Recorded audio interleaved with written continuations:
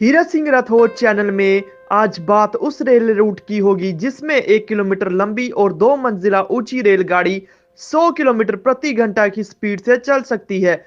भारत को trillion dollar की economic बनाने वाले ऐसे रेल रूट की बात होगी जिसमें एक ऐसी सुरंग बनेगी जिसके लिए कई साल पुराने पहाड़ में डायनामाइट से धमाका करना पड़ा। एक ऐसी रेल सुरंग जो भारत ही नहीं दुनिया में सब अपनी तरह की पहली रेल सुरंग है और यह बनी है भारत के उस महत्वाकांक्षी फेर्ट कॉरिडोर में जो भारत में ग्रोथ का इंजन बनने वाला है। इस वीडियो को मैंने 3 हिस्सों में बांटा है।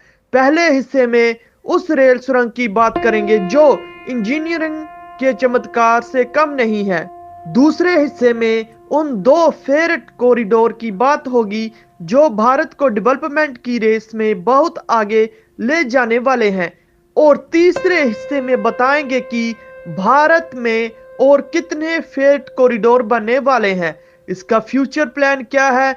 वीडियो की शुरुआत करें उससे पहले मेरे चैनल को सब्सक्राइब जरूर करें, बेल आइकन जरूर प्रेस करें। अब बात करते हैं उस सुरंग की जिसके बारे में बात तो बहुत कम हुई है लेकिन दावा है कि वह दुनिया में इकलौती सुरंग है। इस सुरंग के बारे में अच्छे से समझ पाए इसके लिए आपको छोटा सा बैकग्राउंड देता हूं। भारत में मालगाड़ियां के लिए 2 रेल रूट बनाए गए हैं जिसे फेट कॉरिडोर कहा जाता है, यानी माल लाई का रास्ता पहला रूट है। ईस्टर्न डेडिकेट फेयर कॉरिडोर यानी EDFC दूसरा रूट है। वेस्टर्न डेडिकेट फेट कॉरिडोर यानी WDCW खुर्जा जंक्शन से हरियाणा के न्यू रेवाड़ी जंक्शन के बीच 173 किलोमीटर लंबे रेलवे ट्रैक का निर्माण हुआ है। इसी रूट पर एक सुरंग बनाई गई है जो अद्भुत है। वैसे तो ये रेल सुरंग सिर्फ 1 किलोमीटर है लेकिन इसकी सबसे बड़ी खासियत इसकी चौड़ाई है। इसके कारण सुरंग में एक बार में 2 ट्रेनें गुजर सकती हैं। ये सुरंग डी शेप में बनी है। इसकी चौड़ाई 14.5 मीटर और ऊंचाई 10.5 मीटर है, लेकिन सुरंग में जहां कव्र है यानी जहां मोड़ है वहां पर इसकी चौड़ाई 15 मीटर और ऊंचाई 12.5 मीटर है, जिसे डबल डेकर मालगाड़ी इसके अंदर से आसानी से गुजर जाती है। इस सुरंग को बनाने के लिए अरावली पहाड़ को काटा गया है जो करीबन करीब कई साल पुराना पहाड़ है। खास बात यह है कि इस 173 किलोमीटर लंबे कनेक्टिविटी रूट के कारण मालगाड़ी का काफी समय बचता है। पहले EDFC और अब WDCW 2843 किलोमीटर लंबा फेट कॉरिडोर बनाने में है। इससे ईस्टर्न डेडिकेट फेयर कॉरिडोर यानी EDFC 561 फेट कॉरिडोर यानी DFC 1506 किलोमीटर लंबा है। यह उत्तर प्रदेश के दादरी से शुरू होकर हरियाणा, राजस्थान, गुजरात होते हुए में महाराष्ट्र में नवी मुंबई के पास जवाहरलाल नेहरू पोर्ट यानी JNPT तक जाता है। EDFC का 1337 किलोमीटर लंबा रूट पूरी तरह से बन चुका है, ऑपरेशनल भी है। इससे सोन नगर से दानकुनी तक 519 किलोमीटर का रूट बनना अभी काफी है। इसके लिए 95% जमीन का अधिग्रहण हो चुका है, जबकि WDCW 2013 में हुई जापान इंटरनेशनल कोऑपरेशन एजेंसी यानी जीका ने इसकी फंडिंग की। इससे जापानी टेक्नोलॉजी का इस्तेमाल हुआ है और ट्रेन भी जापान से ही आई है। इसका सबसे बड़ा फायदा यह है कि भारतीय रेलवे ट्रैक पर सिर्फ 700 मीटर लंबी ट्रेन चलाई जा सकती है, जबकि इस नए फेट कॉरिडोर पर 1500 मीटर लंबी ट्रेन चलाई जा सकती है। इतना ही नहीं, इस रूट पर 2 मंजिला ट्रेन चल सकती है, यानी मालगाड़ी पर एक कंटेनर के ऊपर एक और कंटेनर रखा जा सकता है। इसे डबल स्टैक कंटेनर कहते हैं। इसे ऐसे समझिए कि एक तो 700 मीटर की ट्रेन 1500 मीटर की हो गई है और एक के ऊपर एक कंटेनर रखे जा सकते हैं, यानी एक मालगाड़ी पहले ही तुलना से 4 गुना ज्यादा माल ढो सकती है। अगर मालगाड़ी में माल लोडिंग की बात करें तो इंडियन रेलवे के ट्रैक पर चलने वाली ट्रेन की क्षमता 5400 टन सामान लोड करने की है, जबकि DFC में चलने वाली ट्रेनों की क्षमता 1300 टन की है यानी DFC कम समय में 1000 टन की है। ज्यादा माल देश के एक कोने से दूसरे कोने तक पहुंचाएगा। इसका सीधा फायदा इकोनॉमिक को होगा। वेस्टर्न डेडिकेटेड फ्रेट कॉरिडोर के निर्माण में शामिल अधिकारियों का दावा है कि एक मीडियम साइज समुद्री जहाज में जितने कंटेनर लोड हो सकते हैं, उतने कंटेनर एक मालगाड़ी से ढोए जा सकते हैं। इस रूट पर एक दिन में 120 मालगाड़ियों को चलाने की क्षमता है। फिलहाल 100 मालगाड़ियां चल रही हैं। नए कॉरिडोर के टैक्स इतने मजबूत हैं कि मालगाड़ी 100 किलोमीटर प्रति घंटे की रफ्तार से चल सकती है, जबकि पैसेंजर रूट पर मालगाड़ी मुश्किल से 25 किलोमीटर प्रति घंटा की रफ्तार से चल पाती है। एक बड़ी बात यह भी है कि वेस्टर्न डेडिकेटेड फ्रेट कॉरिडोर पर हर 40 किलोमीटर में मालगाड़ी के लिए एक मालगाड़ी स्टेशन है, यानी हर 40 किलोमीटर की दूरी से सामान कहीं भी भेजा जा सकता है। वेस्टर्न डेडिकेटेड फ्रेट कॉरिडोर की तुलना में ईस्टर्न फ्रेट कॉरिडोर थोड़ा अलग है। इसके निर्माण में खर्च कम भी हुआ है। वेस्टर्न कॉरिडोर की तुलना में इसकी ऊंचाई कम है, इसलिए मालगाड़ी पर एक के ऊपर एक कंटेनर नहीं रखे जा सकते और 2 मंजिला ट्रेन यानी डबल स्टैक कंटेनर नहीं ढोए जा सकते।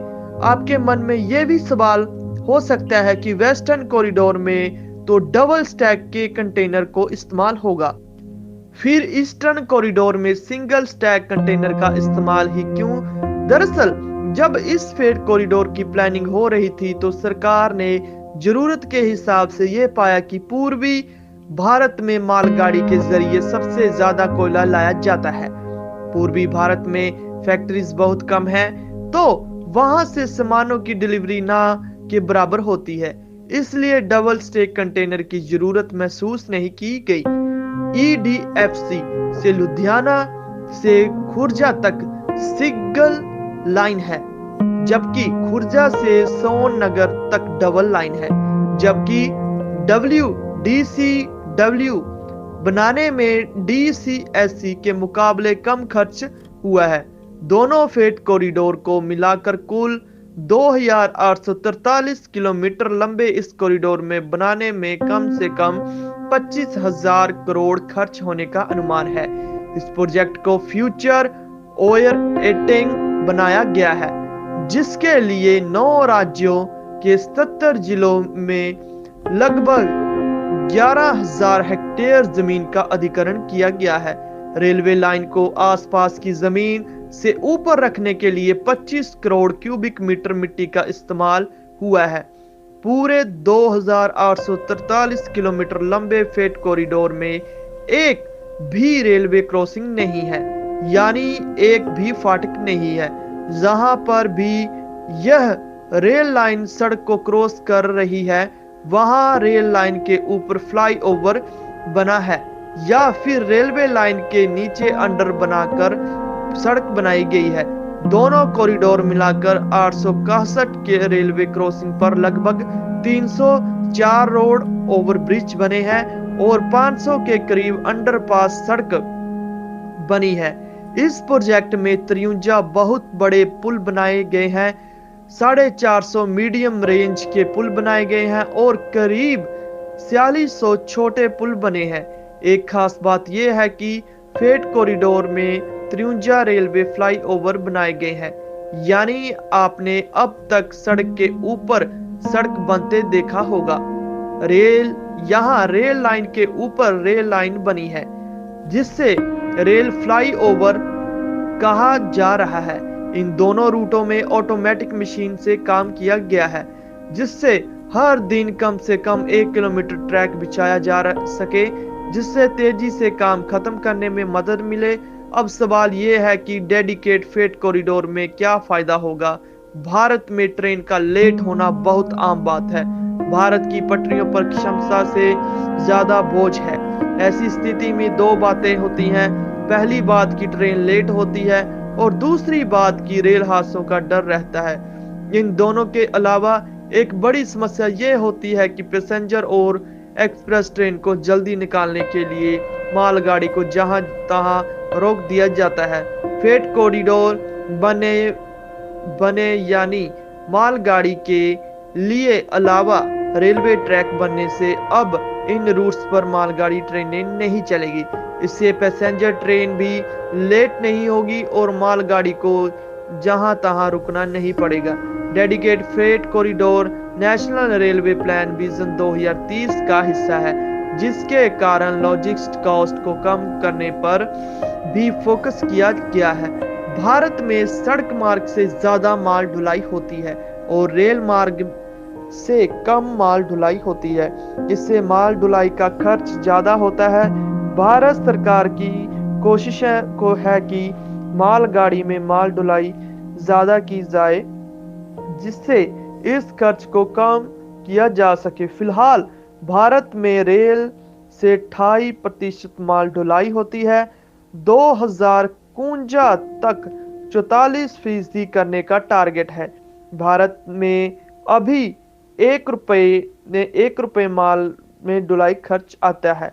सरकार 2030 तक इस खर्च को 8 तक लाना चाहती है। इतना ही नहीं, भारत सरकार की यह भी कोशिश चली है कि 2030 फ्रेट कॉरिडोर में माल ढोने की क्षमता 3000 मीट्रिक टन तक पहुंचाई जा सके।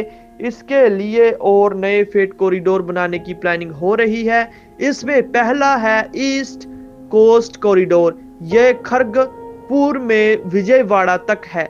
इसकी लंबाई 1100 किलोमीटर होगी। और दूसरा नॉर्थ साउथ कॉरिडोर में विजयवाड़ा से इटारसी तक है। इसकी लंबाई 975 किलोमीटर होने वाली है। और तीसरा कॉरिडोर दानकुनी से लेकर पालघर तक है। ये लगभग 2,73,000 किलोमीटर का होगा। लोगों के मन में यह भी सवाल है कि सरकार ने पहले ईस्टर्न और वेस्टर्न कॉरिडोर को क्यों नहीं चुना। दरअसल भारत में 4 बड़े महानगर हैं, दिल्ली, मुंबई, कोलकाता और चेन्नई। इन चारों महानगरों को जोड़ने के लिए जो रेल लाइन, उसे गोल्डन क्वाड्रिलेटरल यानी स्वर्ण चतुर्भुज कहते हैं। इन चारों महानगरों को जोड़ने में रेल ट्रैक का सिर्फ 16% हिस्सा आता है, जबकि सिर्फ 16% रेल रूट पर 52% यात्री यात्रा करते हैं और 58% माल ढुलाई भी इसी रूट से होती है। इन चारों महानगरों में दिल्ली, मुंबई और कोलकाता में लोड सबसे ज्यादा है। इसलिए सबसे पहले फ्रेट कॉरिडोर के लिए इन महानगरों को कनेक्ट करने की प्लानिंग हुई। अभी जो ईस्टर्न और वेस्टर्न कॉरिडोर बने हैं वो एक नेकलेस की तरह है, यानी मुंबई से दादरी और दाकुनी से लुधियाना। सोचिए, 16% रूट पर 58% माल ढुलाई होती है। वहां अब अलग से मालगाड़ी के लिए रेल रूट तैयार हो चुका है। ये भारत की इकोनॉमिक को कितनी तेजी से आगे बढ़ाएगा। आप ये कह सकते हैं कि ये रेलवे की वो पटरियां हैं जिस पर यात्री रेलगाड़ी तो नहीं चलेगी, लेकिन विकास की रेल इस पर बहुत तेजी से दौड़ने वाली है, जो इस देश में ट्रांसपोर्टेशन और लॉजिस्टिक का फेस और फ्यूचर दोनों को बदल देगा। धीरज सिंह राठौड़ की आज की वीडियो में बस इतना ही। तो अगर आपको वीडियो अच्छी लगी तो वीडियो को लाइक और कमेंट में जरूर बताना और बेल नोटिफिकेशन जरूर ऑन करना और चैनल को सब्सक्राइब करना। जय हिंद, जय भारत।